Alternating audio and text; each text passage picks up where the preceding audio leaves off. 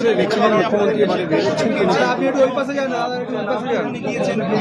খবর থেকে আসছেন এবং তিনি কিন্তু সাংবাদিক সম্মেলন করবেন। আমাদের দেখাচ্ছি এই যে পুলিশ বাড়ি দেখতে পাচ্ছেন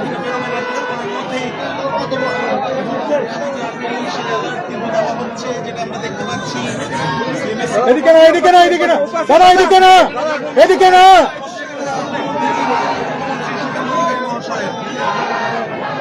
আরে কার কি মোবাইল তুলে নাই বারে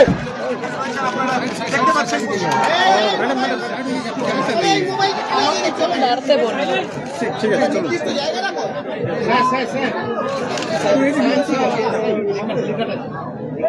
চলো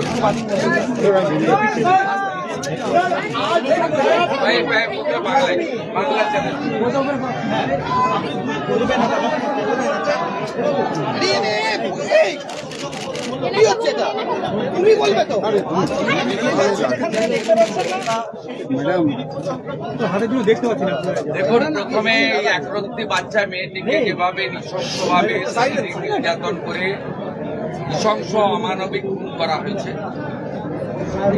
তার পরিবার প্রথম দিন থেকে মুখ্যমন্ত্রী এবং পুলিশকে সাহায্য করেছে, আমাদের কথা শুনেছি। আমরা পরিবারের প্রতি কৃতজ্ঞ। আমি প্রথম ইনসিডেন্টের দিন ফোনে কথা বলেছি, টুইসডে ফিজিক্যালি মিট করেছি ওনাদের সঙ্গে বারুইপুর এসপি অফিসে। স্পেসিফিক 4 জনের নামে ওরা অভিযোগ দিয়েছিলেন।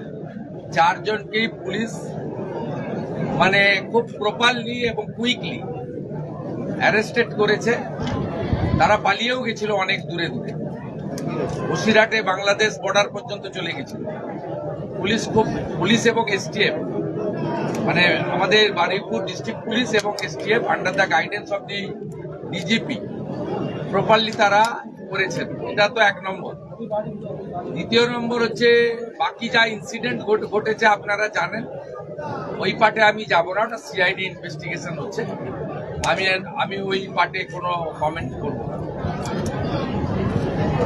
আমি যেটা পরিবারকে আজকে বলে এসেছি যে কাস্টডি ট্রায়াল হবে এবং কনভিকশনের এক্সিকিউশন এটা কমপ্লিটলি মুখ্যমন্ত্রীর মনিটরিং এ হবে।